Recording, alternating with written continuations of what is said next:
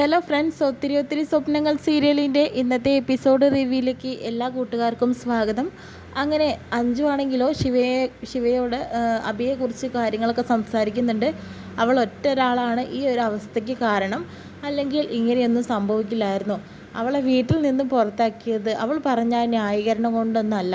വെറുതെ അങ്ങനെയൊന്നും ആർക്കും പുറത്താക്കാൻ ഒറ്റപ്പെടുത്താനൊന്നും സാധിക്കില്ല. എന്തോ വലിയ പ്രശ്നമുണ്ട്. അവൾ നമ്മളിൽ നിന്ന് തന്നെ അതെല്ലാം തന്നെ മറച്ചു വെച്ചു. അത് എനിക്ക് നല്ല സംശയമുണ്ടെന്നൊക്കെ പറയുന്നുണ്ട്. ആ സമയത്ത് അബി എല്ലാം കേൾക്കുന്നുണ്ട്. അബിക്ക് നല്ല സങ്കടം വരുന്നുണ്ട് കേട്ടോ.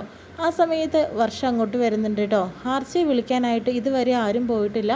വിവേക് പോകുമെന്ന് പറഞ്ഞിട്ടാണ് ഞാൻ കരുതിയത്. പെട്ടെന്ന് എല്ലാ ആവശ്യങ്ങൾക്കിടയിൽ ഓടി നടക്കുന്ന സമയത്ത് അവളുടെ കാര്യം മറന്നുപോയി.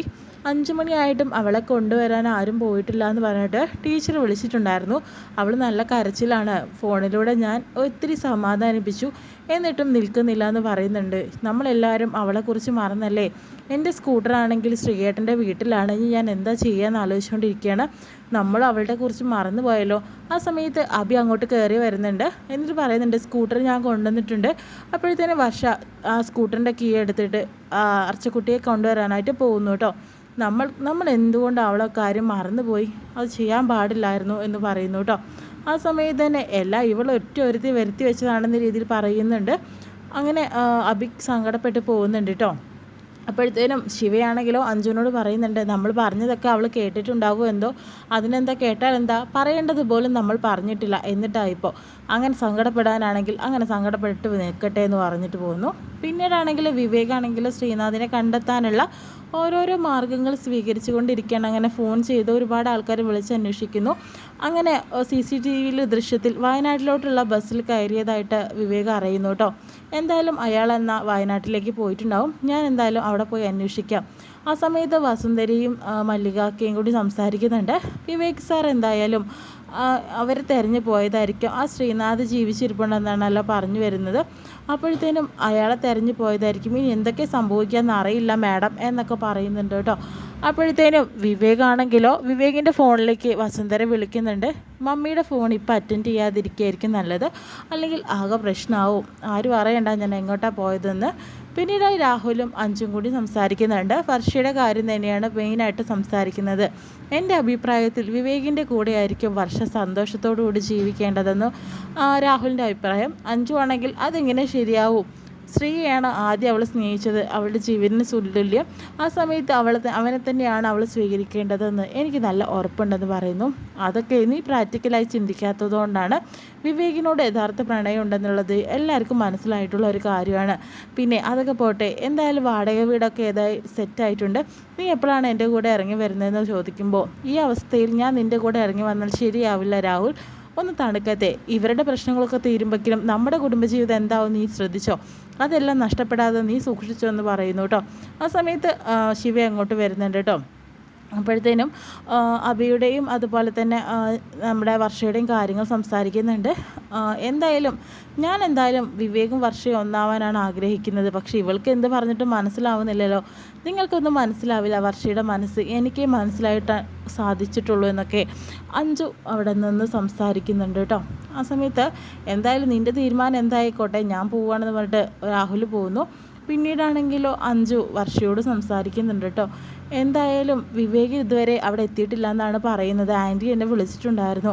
ഞാൻ വിവേകിനോട് ശ്രീയേട്ടനെ തിരയാൻ ഞാൻ ആവശ്യപ്പെട്ടിട്ടില്ല എന്ന് പറയുന്നുണ്ട്.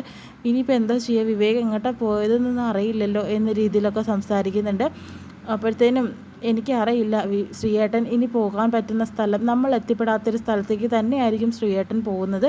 അത്രമാത്രം മനസ്സിൽ വേദന ഉണ്ടായിരിക്കും ശ്രീയേട്ടൻ എന്ന് പറയുന്നുണ്ട്. തൻ്റെ തീരുമാനം എന്താണോ, ശ്രീയേട്ടൻ അഥവാ തിരിച്ചു വന്നിട്ടുണ്ടെങ്കിൽ ആരുടെ കൂടെ ജീവിക്കാനാണ് തൻ്റെ ആഗ്രഹം. എനിക്കിനി ആരുടെ കൂടെ ജീവിക്കണമെന്നില്ല.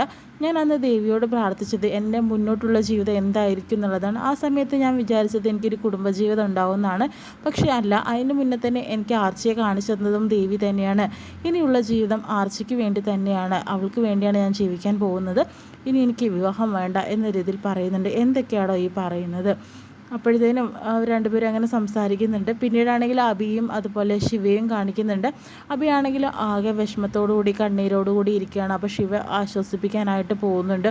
താൻ എത്ര നേരമായിടോ ഇങ്ങനെ ഇരിക്കുന്നത്, ഫുഡൊന്നും കഴിച്ചിട്ടില്ല, ഒന്ന് മേലെങ്കിലും കഴുകിയിട്ട് വാ, നമുക്ക് ഫുഡ് കഴിക്കാമെന്ന് പറയുന്നുണ്ട്. എനിക്കൊന്നും വേണ്ടടോ, അങ്ങനെ പറഞ്ഞാൽ പറ്റില്ല എന്ന രീതിയിൽ പറയുന്നുണ്ട്. അബിയാണെങ്കിൽ എല്ലാവർക്കും എന്നോട് വെറുപ്പായില്ലേ, അഞ്ജുവിന് പ്രത്യേകിച്ചും, അവൾ പറഞ്ഞതൊക്കെ ഞാൻ കേട്ടു, തനിക്ക് എന്നോട് സ്നേഹമല്ല, ഞാനൊരു സൈക്കാട്രിസ്റ്റ് പേഷ്യൻ്റ് ആണെന്ന് അറിഞ്ഞതോടുകൂടി തന്നെയുള്ള എന്നോടുള്ള ഒരു സഹതാപമാണ് തനിക്കുള്ളത്. അഞ്ജുനാണെങ്കിലും എന്നോട് വെറുപ്പും, അങ്ങനെയാണ് എനിക്ക് തോന്നിയിട്ടുള്ളതെന്ന് പറയുന്നുണ്ട്. അവൾക്ക് അങ്ങനെയൊന്നുമില്ല, ഞങ്ങൾക്ക് നിന്നെ നല്ല ബെസ്റ്റ് ഫ്രണ്ടായിട്ടല്ലേ ഞങ്ങൾ കണ്ടിട്ടുള്ളൂ, നീ ഇങ്ങനെ ഇരുന്നാൽ ശരിയാവില്ല. ശ്രീനാഥിനെ തിരഞ്ഞിട്ട് വിവേക് ശ്രദ്ധിക്കുന്നുണ്ട്. ആ സമയത്ത് വിവേകിനെ കണ്ടെത്താൻ സാധിക്കും ശ്രീനെ. അപ്പം തന്നെ കാര്യങ്ങൾ വർഷയോട് പറഞ്ഞ് മനസ്സിലാക്കാനും കഴിയും. താൻ വിഷമിക്കുന്നത് പോലെയൊന്നും കാര്യങ്ങൾ നടക്കില്ല, എല്ലാവരും എന്നെ ഒരൊറ്റപ്പെടുത്തുന്ന പോലെ ആയില്ലടോ, ഞാനേതോ മനോരോഗി പോലെയാണ്. ഇപ്പോൾ രാഹുൽ പോലും തന്നെക്കുറിച്ച് തന്നെ പറയുന്നത് വിവേകും വർഷയാണ് ഒന്നിക്കേണ്ടത് എന്ന രീതിയിലൊക്കെ എല്ലാവരും ഒരു സഹതാപത്തിൻ്റെ പുറത്താണ് എന്നോട് ദയ കാണിക്കുന്നതെന്നൊക്കെ അഭി പറയുന്നുണ്ട് കേട്ടോ. എന്നാൽ താൻ ഇതൊക്കെ കുളിച്ച് റെഡിയാവുക, എൻ്റെ വിഷമം എപ്പം മാറുമെന്നൊന്നും എനിക്കറിയില്ല, മാറുന്ന സമയത്ത് എഴുന്നേറ്റ് പോകണം കേട്ടോ. ആ സമയത്ത് വീണ്ടും അവിടേക്ക് അഞ്ചു വരുന്നുണ്ട് കേട്ടോ. അങ്ങനെ അഞ്ചു ശിവയും കൂടി സംസാരിക്കുന്നുണ്ട്. അഭി വളരെ വിഷമത്തിലാണ്, താനൊന്ന് സംസാരിച്ച് തീരാവുന്നതേ ഉള്ളൂ.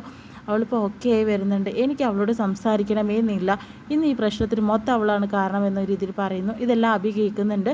പിന്നെ വർഷയാണെങ്കിലോ അവിടെ ഇരിക്കുന്ന സമയത്ത് തന്നെ അഞ്ചു വരുന്നുണ്ട്. മോൾ എൻ്റെ റൂമിൽ ഉറങ്ങി, എന്താ ഞാനിവിടെ കിടക്കാനായിട്ട് പോകുന്നത്, താൻ ഇവിടെ കിടക്കേണ്ട ആവശ്യമൊന്നുമില്ല, ഞാൻ മോളെ എടുത്തുകൊണ്ട് വരാമെന്ന് പറയുന്നുണ്ട്. അല്ല, ഞാനിവിടെ തന്നെ കിടക്കുന്നത്. എടോ, എനിക്കൊരു പ്രശ്നമില്ല, ഞാൻ എൻ്റെ ജീവിതത്തെക്കുറിച്ച് വ്യക്തമായൊന്ന് ചിന്തിക്കട്ടെ, ഒറ്റയ്ക്ക് കിടന്നാലേ സാധിക്കുകയുള്ളൂ, അതൊന്നും പറഞ്ഞാൽ പറ്റില്ല, ഞാനിവിടെ തന്നെയാണ് കിടക്കുന്നതെന്ന് അഞ്ച് വാശി പിടിച്ച് പറയുന്നുണ്ട്. താൻ വിഷമിക്കേണ്ട, ഞാൻ സൂയിസൈഡ് ചെയ്യുകയൊന്നുമില്ല, എൻ്റെ ജീവിതത്തിൽ അങ്ങനെയൊന്നും ഇനി സംഭവിച്ചിട്ട് കാര്യമൊന്നുമില്ല, ആർച്ചമോൾക്ക് വേണ്ടി ഞാൻ ജീവിച്ചേ പറ്റുള്ളൂ എന്ന് പറയുന്നു.